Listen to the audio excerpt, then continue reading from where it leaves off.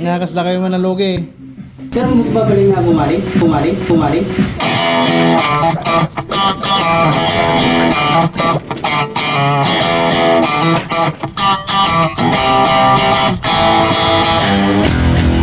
Good day mga kasemento! Ako nga pala si Engineer Bay, ang freelance engineer / contractor. Tara, tignan natin ang ating accomplishment sa pang-siyam na linggo ng ating trabaho.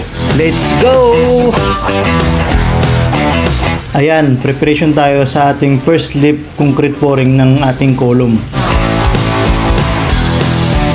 Ayan na nga mga kasemento, tapos na ang ating concrete pouring sa column, susunod na ang ating roof beam. Habang nagro-roof beam tayo mga kasemento, CHB laying muna tayo dito sa baba. Ayan, tapos na ang ating CHB laying sa harapan. At ito pala mga kasemento yung mga accomplishment natin dito sa baba.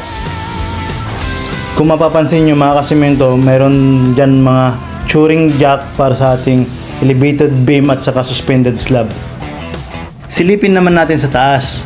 Ayan, tapos na ang ating roof beam, nag-start na rin yung CHB laying natin at susunod ang ating roof trusses. Samahan nyo ulit ako mga kasemento next week para malaman natin ang ating susunod na accomplishment. Hanggang dito na lang. Ito nga pala si Engineer Bay. Bye-bye!